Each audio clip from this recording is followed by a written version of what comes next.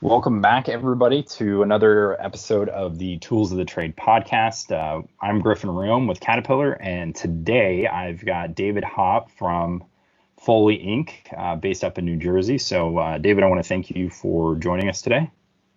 Absolutely. Thank you for having me. Yeah, and I'm excited to kind of dig into things with you a little bit now.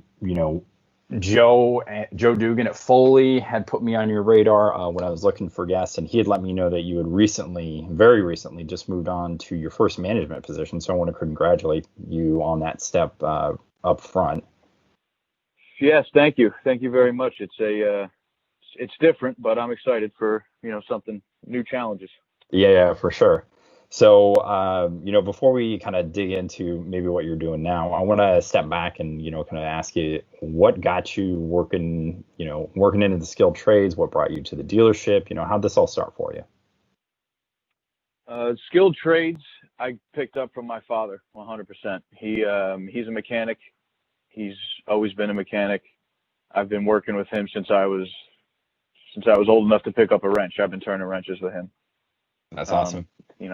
that stuff's in my blood, and he always they always my parents always put me on the path to do anything I wanted to do, and this was something I just loved to do. I just like working with my hands. I like the feeling of gratification after you get something going, get something running.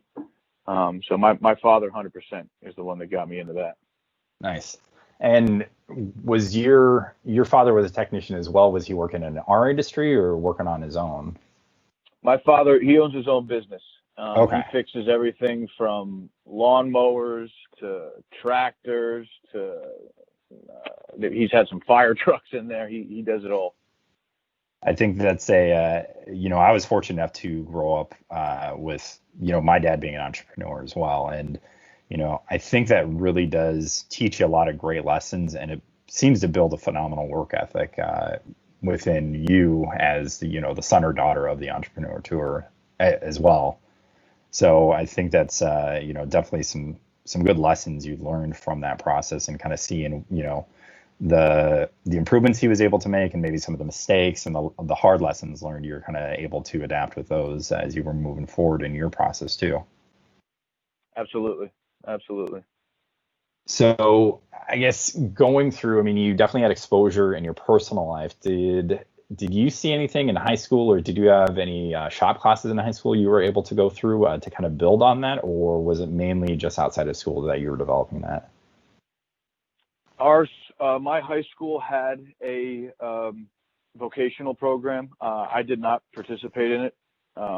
When I was in high school, I was still deciding on what I Hmm. wanted to do. So since I was doing so much of the hands-on after school hours working with my father, I focused more on just typical high school, college prep type stuff, just to keep my options open. Hmm.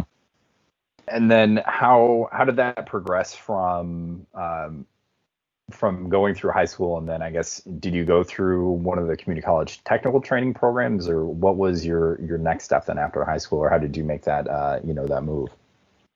After high school, I got a scholarship to play lacrosse somewhere. I went and visited the school. I was on the roster. I was ready to go, and then I said, I don't want to go to school just to play a sport.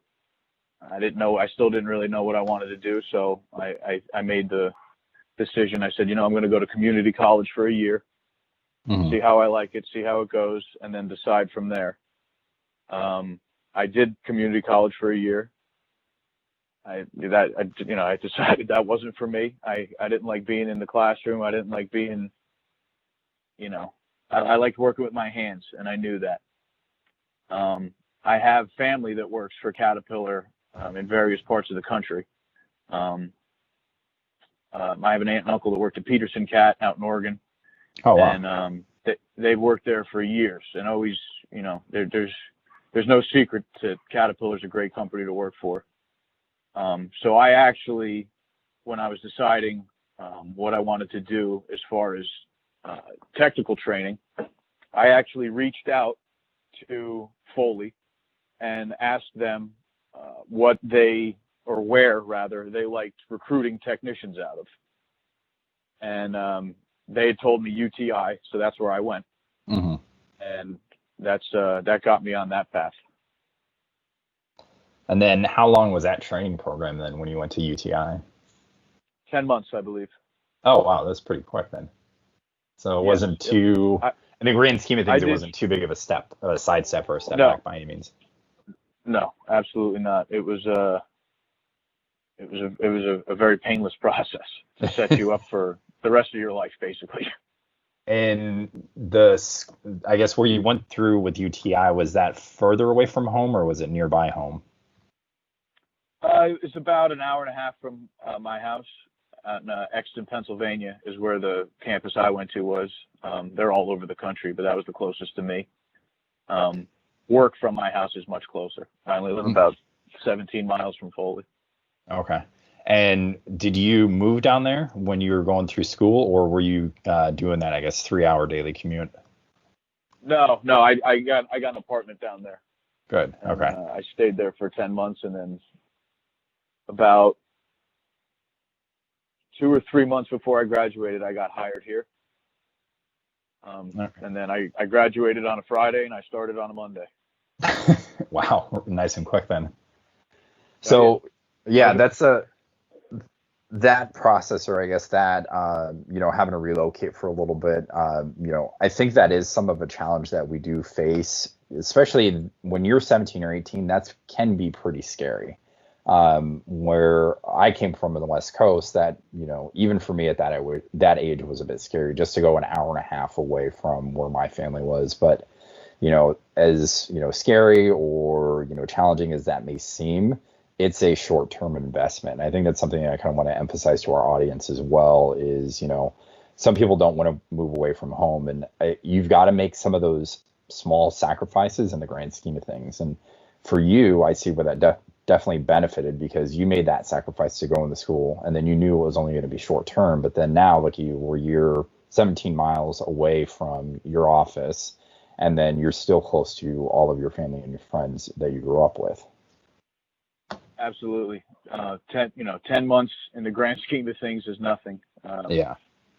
My mother always said, you could do anything for 5 minutes, you could do anything for an hour. When I went to this, she said, you could do anything for 10 months. 10 months is nothing for the rest of your life.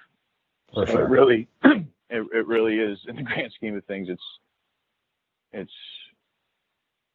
they make it as virtually as easy as a process as it could be, and I can't say enough about that. Mm-hmm. And then for people that are listening that maybe not as fortunate to have, a parent that is in the skilled trades, to kind of experience and learn from that firsthand, but they're definitely interested in going through with that. I think some would be reticent that, they don't necessarily want to take that step because they may feel that they're going to fail, or that our industry isn't interested in training people that are just interested and don't have a skill set. But I would venture to say it's quite in fact the opposite. And I was kind of curious from, maybe what you saw with some of your peers when you're going through school. Did you see that different skill set of people that had been around it their entire life, but then also for some it was kind of their first time going through it? Absolutely. There was a very healthy mix of both, and I don't think that dealerships or what have you look at it either way. If you go get your training, they, what happened prior to that, they're not as worried about. Whether or not you grew up with this stuff or you just went through school and you've only been doing it for 10 months, they just want people that are hungry to work, have a good work ethic, are going to work safely. What happened prior to your going to technical school really isn't of a concern. Yeah. And that kind of hits on one of the I would say one of the better points of career advice I had gotten from actually Mace Germain out at Peterson Cat when I was getting ready to go in the Think Big program. They had all of the dealer students there. So it's a combination, 5 or 6 different dealers at the time. And they have the different recruiters and kind of talent managers there. And, each dealer got up and talked about something, but something specifically that Mace had talked about, and he said, and kind of hits on that theme is, don't tell us what you know. That's what got you in the door. Show us what you can learn. And Absolutely. I think it's that, show us your hunger, show us your passion and desire to go after this. And then we're going to make sure you've got all of the resources to make that happen. Absolutely. The best thing you could do is go in with your knowledge in your head, but absorb everything you can. Don't go in and say, oh, I know how to do that. I know how to do that. It's because you don't. You've never done it before. Even if you have done it before, you've never done it at where you're going to be doing it in your new endeavor. For sure. So just absorb all you can, learn all you can, and don't be the new guy at the shop that, oh, I know how to do that. Oh, I know how to do that. You don't know how to do that. Yeah, those individuals don't necessarily last that long sometimes. Those guys don't last long. The guys that show up hungry, eager to learn, ready to soak up everything they can like a sponge, those are the long-term guys, and those are that's who the dealership wants. They would rather have a guy that his only experience is his 10 months at school, but when he gets out of school, he is ready to learn, than a guy that's been doing it his entire life, shows up and already says he knows how to do everything. For sure. Yeah, it's that moldability and adaptability that we're really looking for. So that's a huge skill set.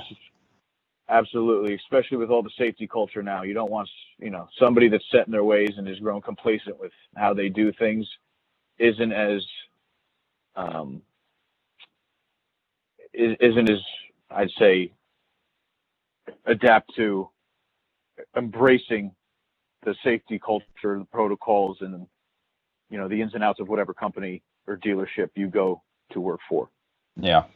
And I want to talk about your experience going through Foley a bit, but you did start talking about safety, and I kind of want to emphasize that. And I've done it in other conversations, but even when I was growing up, it was kind of seen as a pretty dangerous job, and that I think there was some truth to that at the time, but it's definitely a lot safer than it has been, and I think safer than a lot of other jobs that are out there today.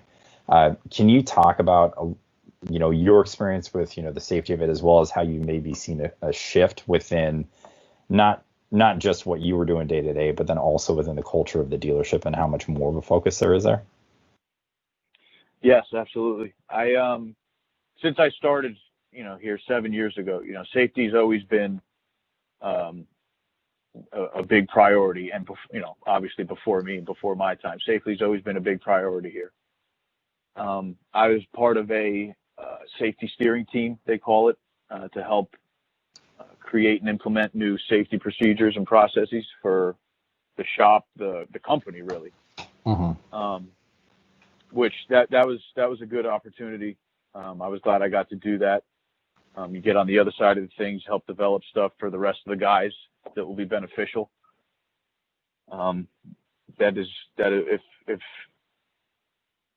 If you're not going to get anything else out of this than this, the best thing you could do, the best thing you have to do is you have to work safely and just pay attention to what you're doing. Pay attention to what you're doing. Do it safely.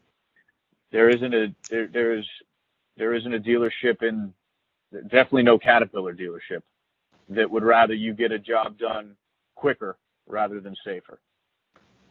They would much rather you take longer to do it, get it done safely, get it done right the first time, than fly through the job cutting corners. We have safety evaluations we have to do. We have annual safety training we have to do. We have access to an abundant amount of different sorts of PPE. As far as safety goes with this job, it is, by nature, it is a dangerous job. There's no two ways about that. Everything's big, everything's heavy, but they absolutely 100% do everything they can to make you as safe as possible and give you all the tools you need to do your job safely. Yeah, most certainly. And I've definitely seen that evolution over the past several years too. And it's just, with the rigging and the platforming, and then also the personal protective equipment for, creating 2 layers of separation between you and debris generating material. Part of it is, engineering of a lot of those things, but then it's also just our ability to understand what causes those issues is so much greater too. And you talked about, how it is important to really just kind of be humble as you're going through the process, and whipping through the job just for the sake of time isn't going to do anybody any favors. It's not going to be safe.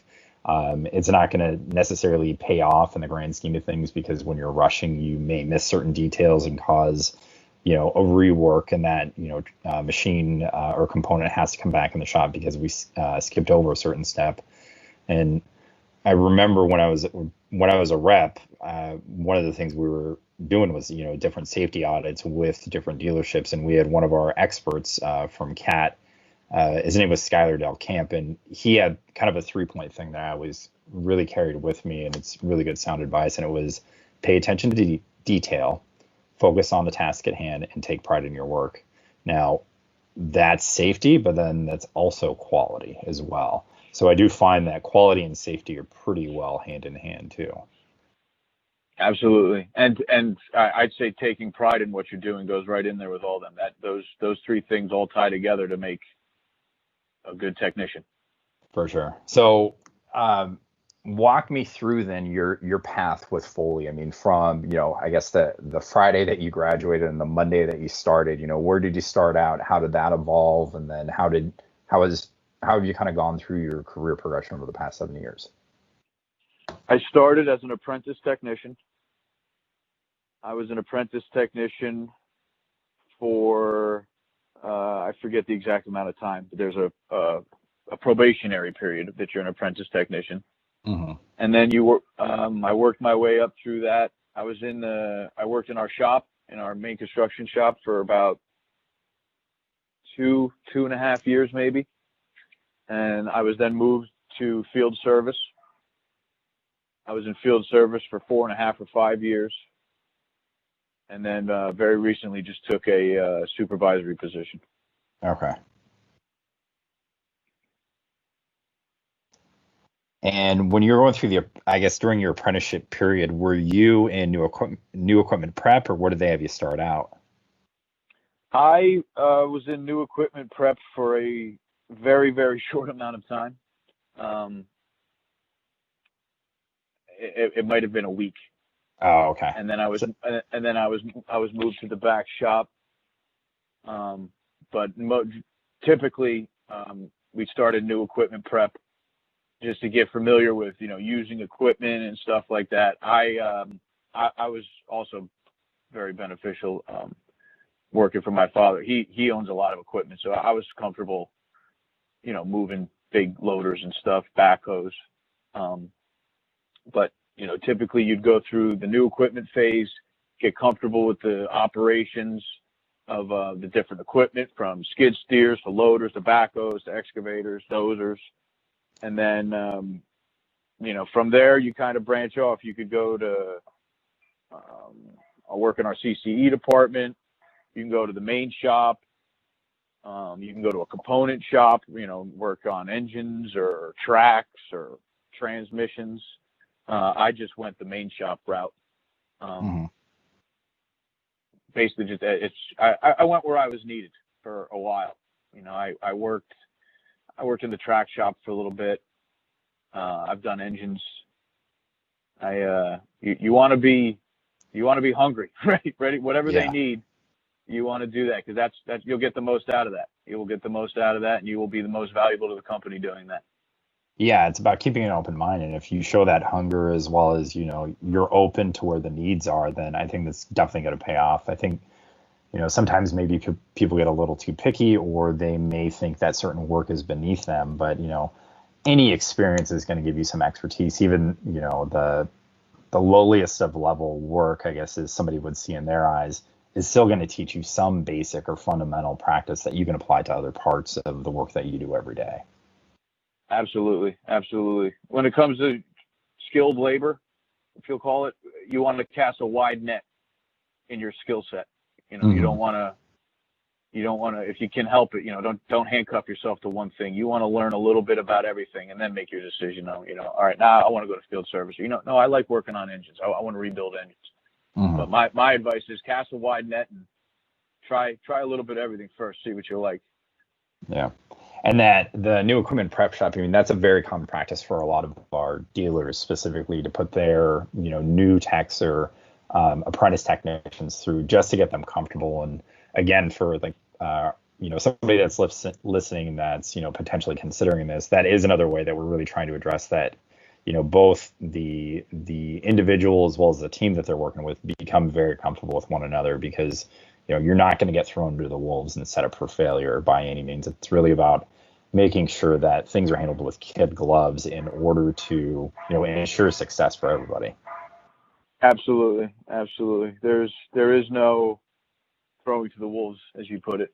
Yeah. It's all very, you might not think they're watching, but they're watching you. They're making sure that they wouldn't ask you to do something that they didn't think you could do. Mm-hmm. It's very, and that also goes again back to the safety aspect of it. They're not going to put you in a position to do something that could potentially get yourself hurt because you weren't ready to take on a task like that. They're very observant. Well, that's good. And I guess from your time in the main shop and then into field service, was that another thing where they had approached you and said, "Hey, we want to move you on into field service," or how did that conversation take place? Yes, that was I was approached by our shop manager, and he asked me if I'd like to go into field service. And honestly, at the time, it was nothing I ever really thought about. I liked working in the shop. I liked always having a roof over my head, and a crane if I needed it, and the parts department's right here, our tool room and everything. I never thought about going out on the road and doing that. My uncle, like I said, that worked for Peterson Cat, he used to be a road guy, and he always said, that was the best job he ever had. So I gave it a shot, and I loved it. I absolutely loved it.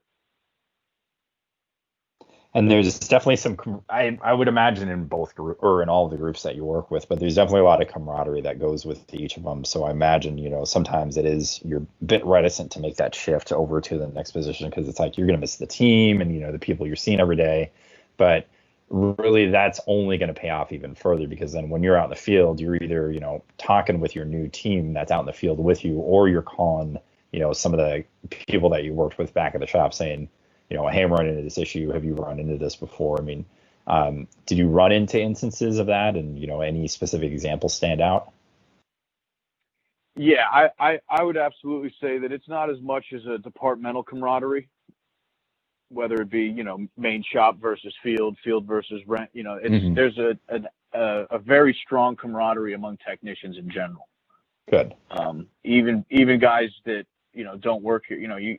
I've ran into other technicians out, at a restaurant or a bar or whatever. And, you just get talking with guys like that, and just, it's different talking to somebody and explaining to them what you do versus talking to somebody that knows exactly what you do. And they understand it because they do it too. So there's a very strong camaraderie amongst technicians. Absolutely. Good. So field service, I mean, that's kind of, I've talked about in other conversations, that's, can be the cream of the crop. And, you're out there kind of calling the shots on your own and making those decisions. What, can you talk through your experience with field service? And then if there's any, kind of specific stories that come to mind of, how you were able to, see the direct benefit of the work that you were doing? Yes. Field service, as far as, customer benefit goes, is much more instantaneous.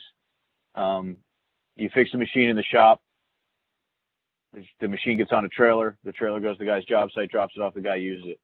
Field service, you are the job site. You get there. Sometimes I'll show up to a machine, this guy's excavator's down, and it's the only excavator on his job site, and he's got an operator, a truck driver, and then 6 laborers there, and all those guys are standing there because the excavator's down.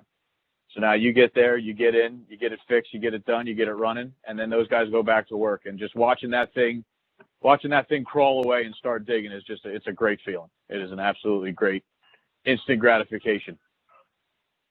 And definitely something I would imagine gets a bit addicting and keeps you coming back at it every day. Oh yeah. That's what makes you go out in the snow and the rain, and it's not easy work by any means, but if you take your time, pay attention to what you're doing, take attention to the little details, technicians have to be very, very detail oriented. You can't, anybody can slap parts together. You know what I mean? You want to be the guy that knows what went wrong, why it went wrong, what you can do to fix it, and what you're going to do to fix it so that it doesn't happen again. And just stuff like that. Customers are so appreciative of you going hey, while I was taking this apart, I saw this, it's not bad yet, but I'm going to be honest with you, I don't know if it'll last you another 300 hours. So instead of going through all this again, I'm going to get in there, I'm going to change this for you too. I can have the parts, blah, blah, blah, this much extra time. And in the field, you get very little pushback with stuff like that. They're just so happy to, I'll tell you, for being on the office side of it, we'll have a customer call and, it'll be a customer, he'll call you screaming because his machine's down. And it'll be a customer I know, a guy who I've done work for. And I'm like, hey, it's me. Because when you get to the job site, they are all ear to ear grin that you are there. They are so happy to see that Caterpillar service truck roll up because they know, everything's going to be all right. That's great. And then I think something that I definitely want to kind of highlight on, and that's, what we've been going through in the U.S., maybe if somebody's listening to this, further on down the road with, COVID taking place is really made people question what they want to be doing. So if you were in a management position, but then your job was eliminated, or, now you're working from home and then it's driving you nuts because you're locked inside all day, working with your hands and working outside, our culture doesn't necessarily deem that as something that's worth pursuing. And I think that is a huge misconception. And you just highlighted how gratifying that is and how, I would imagine, sometimes when we're working those 10 to 12 hour days out in the field, seems to go a lot quicker than when you're sitting in the office, right? I could do 14 hours on the road standing on my head. Yeah. No problem. 8 hours in the office seems like an eternity. Yeah, but there is, sure. I don't care what anybody says. There is nothing more gratifying than fixing something with your hands. There really isn't. Yeah. There really isn't. Especially when you're the guy that had to get called there to do it because nobody else could do it. Mm-hmm. You know what I mean? Like a lot of the people we go and do make repairs for, a lot of these guys, they have their own mechanics, but they get to the point where like, well, we got to call Caterpillar, we got to call Foley. And that's just a great feeling. There's definitely easier jobs in the world, but I'm hard pressed to think of one that's more gratifying as far as, the work you did, the day you put in. It's hard, it's hot, it's cold, but there's, you'll like to tell people what you do. When people ask what you do for a living, you like to tell them. I love telling people I'm a technician for Caterpillar. I love it. Yeah. So yeah, I guess on highlighting the fact that you are working as a CAT tech, or I guess up until very, very recently working as a CAT technician, can you talk about, I guess, the culture of Foley and the CAT dealership culture a little bit too? Yes, we have a very strong culture. We have our company core values. It's a very open door place to work. If you have a problem with anything, you can go to anybody. I can walk into Ryan Foley's office right now and talk to him. Mm-hmm. It is a very tight-knit. Everybody just wants to help everybody. Everybody wants, if you have a problem and you go to somebody and they can do anything in their power that would help you even a little bit, they're going to do it. Which is, it's just great having that, especially being a technician, especially being in the field. You're out hours away from home base, if you'll call it. And, if you have a problem, a solution's a phone call away, even if you're hours away. There's always somebody that'll help you out. Like I said, there's a definite camaraderie amongst technicians. If you can't figure something out, ask. Don't try to figure it out yourself. Ask. Mm-hmm. Ask your lead men, ask some of the older guys, ask ask guys that have done it, and they'll help you. If you got a problem in the office, you talk to somebody from the office, you don't know, you call your supervisor, you got this problem, you know what to do. The supervisor will go out of their way to make sure you know the right avenues that you need to pursue to get that problem fixed. And that builds on the culture of working at a cat dealer.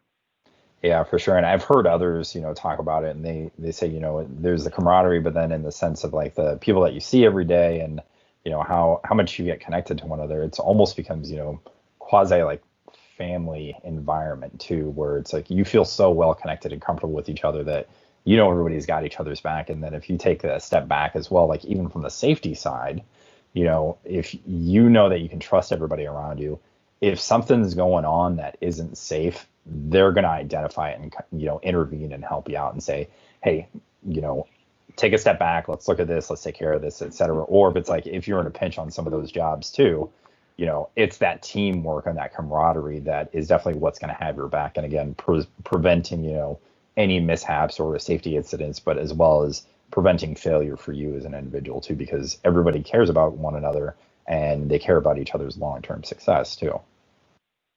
Absolutely. I remember my interview 7 years ago. I remember being told, this is the Foley family. It's the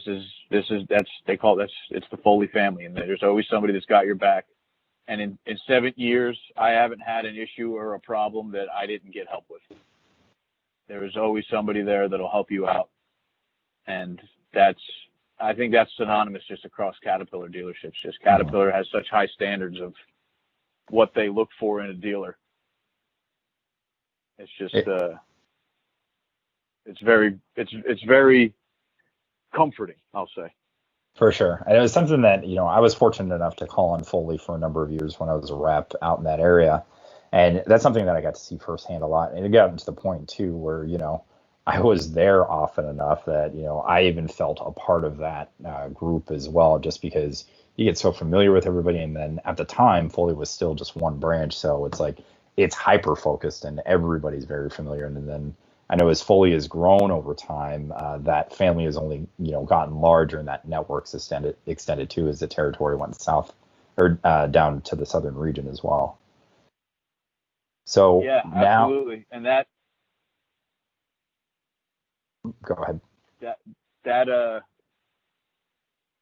merger or integration, that's they were, that's the Foley family now too. That was a quick integration. That was, there's people, that I deal with now every day, whether it be phone call, email, or in person, that, I didn't realize came from, the other branch. I've just known them for the last few years as so-and-so at Foley, and then like you find out, they used to work for,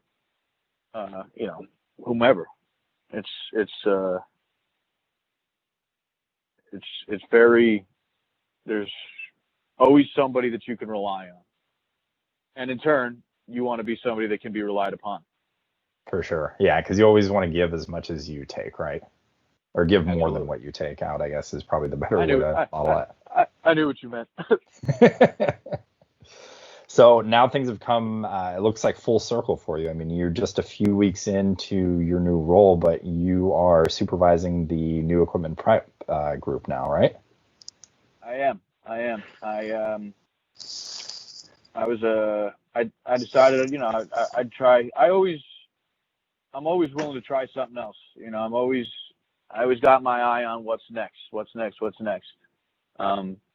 The supervisor job that I just took, when I was getting interviewed by that, I told my sir, it was actually Joe.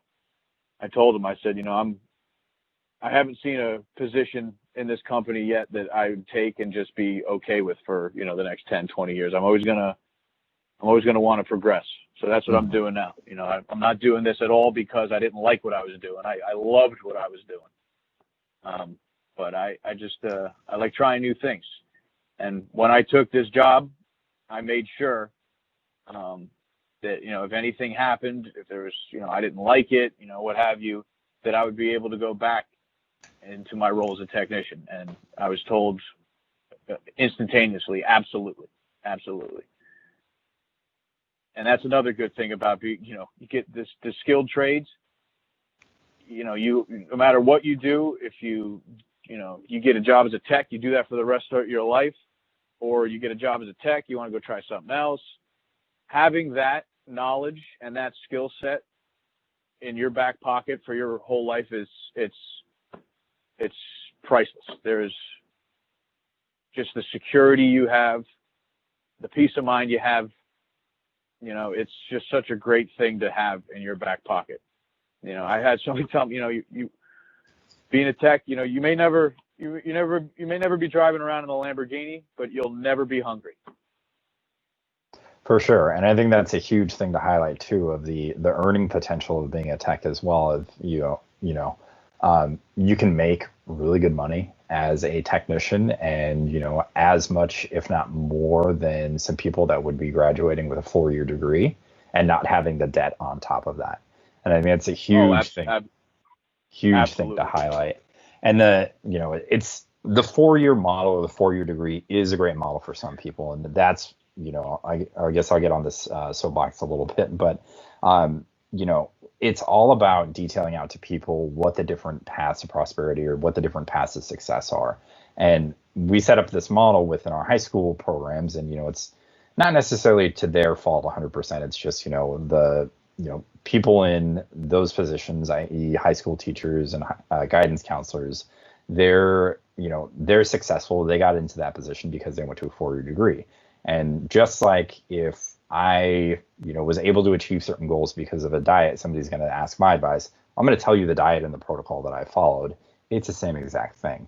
But we miss a large percent of our population by only explaining that that's the model to follow of, okay, well, you should get a 4-year degree. Okay, so that's an assumed debt.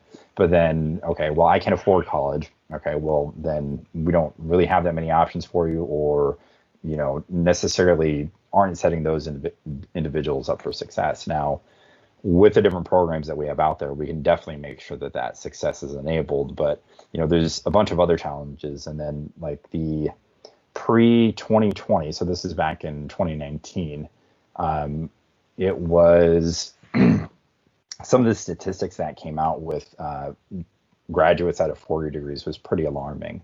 So 66% of the population didn't have full-time jobs within 5 years of graduating from college.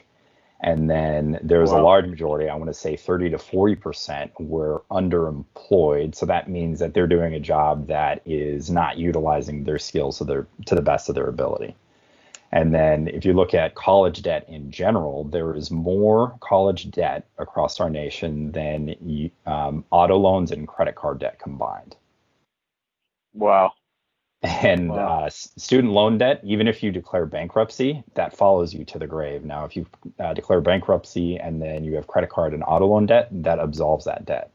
So there's some pretty big challenges out there. And again, I'm not anti-college because I went to college and that's the path that I needed to follow in order to apply and keep moving on within my career. But again, there's several different ways people can go about this. And, there's example after example, and you've just taken that first step of, managers, VPs, people that have gone on to start their own business and grow even further that started out working in the skilled trades. So I definitely do want to highlight that for people that are listening. There's numerous options. If college is what you want to do, that's phenomenal, and keep pushing after that wherever your passion is. If you have a passion now and you want to follow that, make a living out of that passion. Let's make that happen. Whether it's working at a cat dealership, or if you want to go to the culinary arts, or anything else, follow those passions, because as long as you apply yourself, you're going to be successful.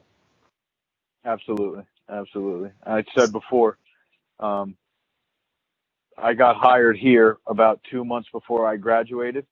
Mm-hmm. That is not at all an uncommon happenstance. Good. Okay. Well, that's good to hear. That is a very common. I know many of the people when we graduated, were starting work the following Monday. So you didn't get too much of a crazy summer break or anything in between, though. No, see like when by the time you get to the end of tech school, like you're so into what you're doing, you're ready to go do that and get paid Yeah, for it. for sure, After for 10 sure. months of ripping engines apart for free, now you got some companies like, hey, keep doing that, and we'll give you X amount of money. You're ready to go. You are ready to Yeah, go. and yeah, when you're in your early to mid 20s too. I mean that paycheck that they're offering looks pretty appetizing, and then sometimes you're really surprised. You have like, man, I'm going to be earning that much right away. That's awesome. Absolutely. You will. I don't. A lot of my friends that did go to 4 years of schools, they aren't doing as well yet. Hmm. But like you said, those numbers, the 60%, that's a lot.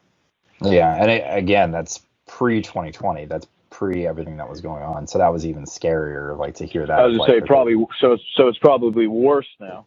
yeah, for sure. So, but it'll be interesting. And then maybe, if there's people that are going through college right now, and then it maybe necessarily wasn't for them, and to begin with, maybe this is the perfect opportunity to kind of take a step back and see, what do we really what do we really want to be doing in this situation? So, but Right. now with And your, oh, sorry, go ahead. I was going to say, this, obviously we hope this never happens again, this pandemic situation, but having a skilled labor set, like I said, in your back pocket was very, it was as comforting as it could be during a pandemic. Hmm. Um, we were essential employees.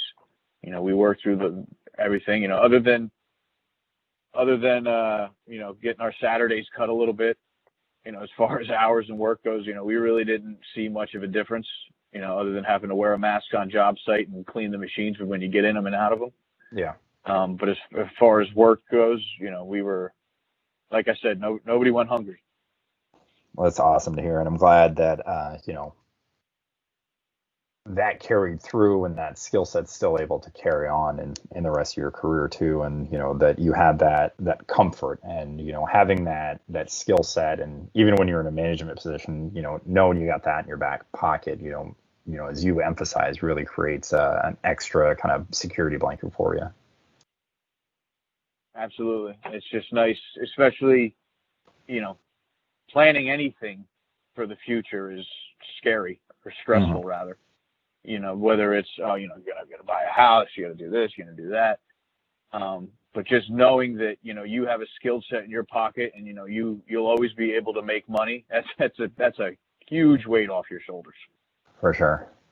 And then now that you're in I guess your first line supervisor role, I mean, you're going to be able to provide some great coaching and leadership to, the new techs that are just coming in. And, I think when they see somebody that was in that position very, very recently and as well, went work their way up within 7 years and now being in management. And we have some people that progress even faster and some people that take longer. It really depends. But I think it's going to be really beneficial to your team. And it's also going to hopefully benefit you as a leader because your team's going to trust you a lot more. And I guess it's only 2 weeks in, but can you kind of share on how some of that interaction's gone so far?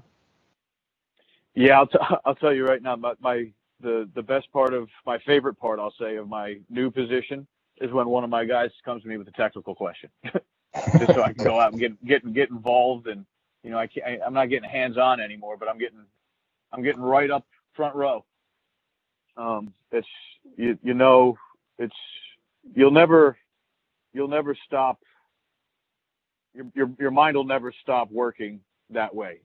You'll always think technically in everything you do, and I think that helps me with lots of different things. Mhm. Not just work, right? No, absolutely not. Anything you do at home, anything. It's just very good to just have that mindset, that technical mindset, as well as the safety mindset. You know what I mean? Before I started working here, this was the first place I've ever worked at that were like really, really, really drove home the safety culture aspect of it with the mandatory PPE and the safety observations and things like that. And, you know, it's you take it home with you. You can't help but take it home with you. You know what I Mhm. mean? I weed whack with safety glasses on now. I never used to weed whack with safety glasses on. My father always used to yell at me, put your safety glasses on. Yeah. And now it's just, you don't even think about it. You know what I mean? You go shoot guns, you put earplugs in, you put safety glasses on, weed whack, mowing the lawn, any of that stuff. Mhm. It's, That's a huge it becomes theme. second nature. And that's such a huge theme that they talk about safety is how it starts at home of like, okay, if you're taking the time to do that at home, then obviously that's going to represent itself at work too. So, Absolutely. Absolutely. well, I know you're, just 2 weeks in, and I guess I would give you a little bit of advice in the sense of, it can seem sometimes a little boring going from, the action of being a field service tech now to the first time supervisor. And you and I were talking about, sometimes just about looking at what's in your inbox for email. But as you get in within a month, it'll be really interesting to see and maybe kind of touch base with you again to see how things are going. And, you're gonna master certain things, and then that's gonna bring on an additional skill set. So, continue to keep your mind open and to be open with the team because, your leadership and your management is going to continue to recognize that and promote it. So, a job well done to you, but then also just, kind of keep pushing and doing what you're doing because I think that's going to continue to benefit you. Oh, thank you very much. I'm excited. I'm ready to try something new. But I'll always love wrenching on stuff. Mm-hmm. Yeah, now it just gives you time to do it at home versus having to do it every day. Absolutely. I'd get home and my girlfriend want me to work on her car, and like that's the last thing I'd want to do after 12 hours working on some guy's dozer. But now I'm sure. Yeah, for sure. So awesome. Well, David, I really want to thank you for your time as well as for the time at Foley Inc. I know I was taking you away from work for a little bit, so I do want to pass on my thanks to you and your team for being willing to share your time and talk through your story. So thanks again, and really looking forward to see other conversations taking place here in the future. Absolutely. Give me a call anytime. So that's going to bring today's session to a close. I do want to thank everybody for taking time to listen to this as well. If you want to be a part of this conversation or know somebody that should be a part of this conversation, please reach out to me. You can email me at REOME_GRIFFIN_E@cat.com. Thanks again for your time and looking forward to talking to you more.